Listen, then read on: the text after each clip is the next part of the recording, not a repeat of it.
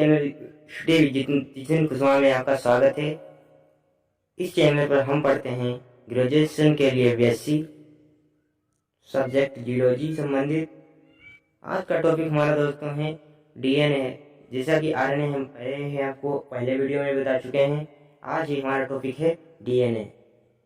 दोस्तों, जो nucleic acid होता है वो दो चीज़ों से मिलकर बना होता है, DNA and RNA.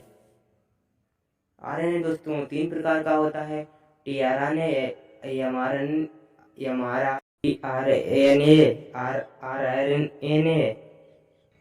MRNA, messenger RNA. जैसा कि दोस्तों हमारे सेल में माइटोकॉन्ड्रिया, लाइसोसोम पाए जाते हैं और बीच में हमारा जो होता है वो न्यूक्लियस पाया जाता है। बीचों बीच में न्यूक्लियस पाया जाता है। इस न्यूक्लियस में दोस्तों एक एसिड भरा हुआ होता है। वो न्यूक्लियस जो बीचों बीच में होता है सेल के, उसमें एक एसिड भरा होता है, उसे न्यूक्लिक एसिड कहते हैं। उसी में आरएनए एंड डीएनए पाया जाता है और कुछ डीएनए माइटोकॉन्ड्रिया में भी पाया जाता है। डीएनए आनुवंशिक लक्षणों को पेरेंट से उसके पुत्र में पहुंचाता है। जिसे पेरेंट के जैसे हैंड एंड हेयर होते हैं, किसी की आंखें माँ की जैसी होती हैं तो किसी की पिता के जैसी होती हैं। ये सब जेनेटिक मटेरियल की वजह से होता है। चलिए दोस्तों, डीएनए की हिस्ट्री से पहले आपको बता दें, डीएनए की खोज सबसे पहले चार्ल्स वर्ग ने की थी और हमारा जो डीएनए का मॉडल हेड और हेलिकल वो वाटसन क्रिक ने दिया था। चलिए देखते थे डीएनए कुछ वायरस को छोड़कर लिविंग सेल में आनुवंशिक पदार्थ के रूप में पाया जाता है, यानी जेनेटिक मटेरियल के रूप में पाया जाता है। लोकेशन ऑफ डीएनए एक बैक्टीरिया, माइटोकॉन्ड्रिया एंड लगभग में सर्कुलर फॉर्म में होता है तथा यूकेरियोटिक सेल में के न्यूक्लियस में रेखाकार रूप में होता है। अतः प्रोकैरियोटिक सेल में वृत्ताकार डीएनए एंड यूकेरियोटिक सेल में लीनियर एंड वृत्ताकार दोनों प्रकार का होता है। अब देख लेते हैं दोस्तों केमिकल कंपोजिशन ऑफ डीएनए। जो डीएनए होता है वो हमारे बहुत से न्यूक्लियोटाइड से मिलकर बना होता है। पॉलीन्यूक्लियोटाइड हाइड्रोलाइसिस क्रिया होती न्यूक्लियोटाइड होता है, और जो हमारा दोस्तों न्यूक्लियोटाइड होता है वो phosphoric acid and nucleoside acid से मिलकर बना होता है। इसमें दो चीजें प्रेजेंट होती हैं, phosphoric acid and nucleoside.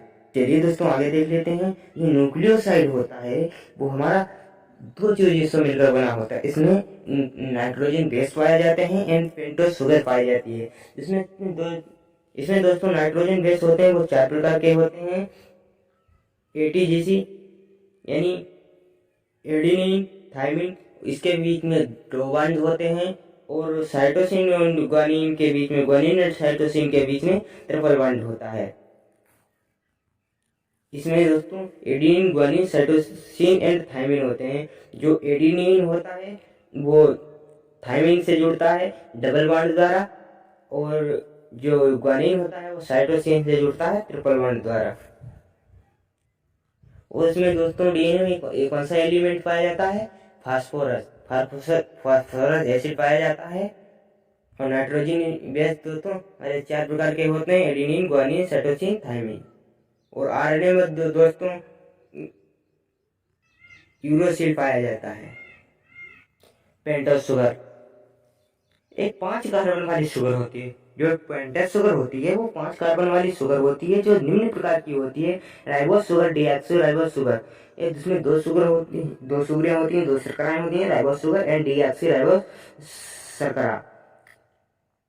Ribose sugar यह आरएनए में पाई जाती है। जो राइबोस शुगर होती है वो ओनली राइबोसोम में पाई जाती है, डीएनए में नहीं पाई जाती।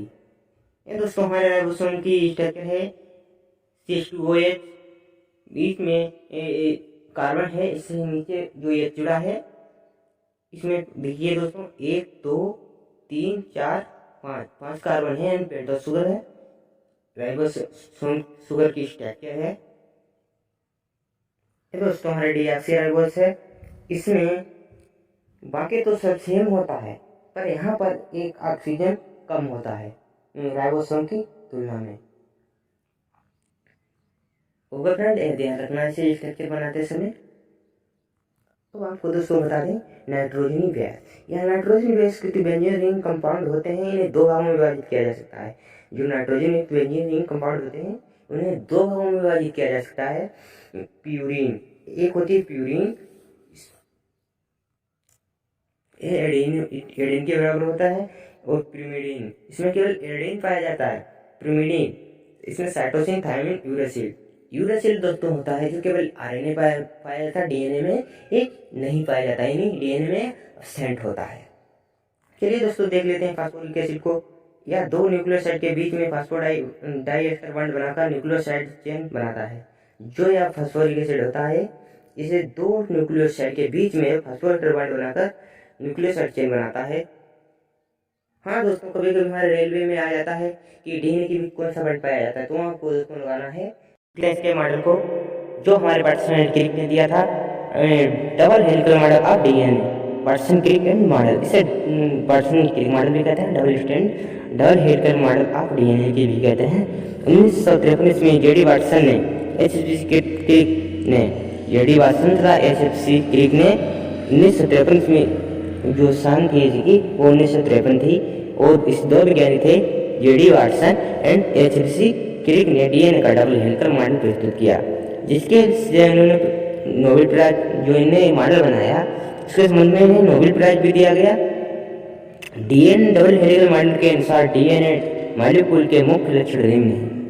इसके लक्षण है दोस्तों वो निम्न है। डीएनए मॉलिक्यूल में दो पॉलीन्यूक्लियोटाइड चेन होती है। जो डीएनए मॉलिक्यूल होता है उसमें जो हमारा स्ट्रक्चर होता है डबल हेलिकल, वो दो पॉलीन्यूक्लियोटाइड चेन से मिलकर बना होता है। दोनों चेन एक कॉमन अर्थ के चारों ओर कुंडलित होती हैं एंड क्लॉकवाइज होती हैं। इसके कंप्लीट टर्न में, तो जो इसका एक चक्कर होता है पूरा, उसके एक चक्कर में 10 बेस प्रेजेंट होते हैं एंड दो बेस के बीच 3.4 स्ट्रैंड का गैप होता है।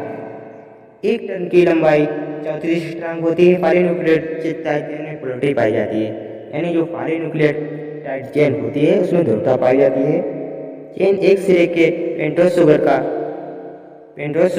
3 डिग्री 5 फ्री कार्बन होता है तथा दूसरे कार्बन पर 3 डिग्री फ्री होता है। दोनों चेन में से एक चेन आरोही यानी असेंडिंग तथा दूसरी चेन डिसेंडिंग होती है, यानी अवरोही होती है। डबल हेलिकल डी स्ट्रक्चर में जो न्यूक्लियोटाइड के 3 फास्फेट ग्रुप बाहर की ओर एंड 4 अंदर की ओर होते हैं। दोनों चेन हाइड्रोजन बॉन्ड द्वारा जुड़े रहते हैं। जो दोनों चेन होते हैं उनके बीच में हाइड्रोजन बॉन्ड प्रेजेंट होता है। दोनों चेन के बीच 10 एंगस्ट्रॉम का fix distance and adenine thymine के साथ साइटोसिन ग्वानिन के साथ थायमिन एडेनिन के साथ जोड़े बनते हैं। एडेनिन और थायमिन के बीच में hydrogen bond cytosine and guanine के बीच में ट्रिपल बॉन्ड बंद होते हैं। दोस्तों, हमारा एडेनिन और थायमिन होता है, इसके बीच में डबल बॉन्ड होता है। जो ग्वानिन साइटोसिन होता है उसके बीच में ट्रिपल बॉन्ड होता है। सिंगल स्ट्रक्चर केवल 174 बैक्टीरिया फेज में पाया जाता है। आज तो दोस्तों डीएनए से हमारे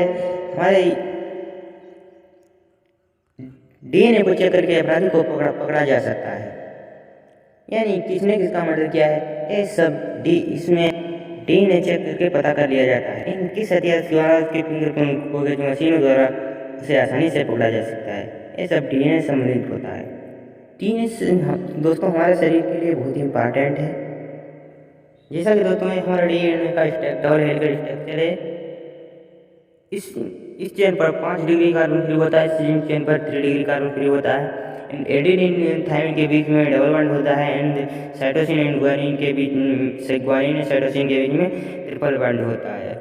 जो इसके बीच की जो लेंथ होता है यानी इसका व्यास होता है वो 3.4 एंगस्ट्रॉम का होता है एंड हमारे इसके पूरे की लंबाई होती है 34 एंगस्ट्रॉम। एंड जो हमारे बॉन्ड पाए जाते हैं इनका नाम हाइड्रोजन बॉन्ड होता है। ये मॉडल हमारे वाटसन क्रिक ने दिया था। चलिए दोस्तों, ये हमारा हुआ DNA। मिलते हैं अगली वीडियो में। जय हिंद दोस्तों।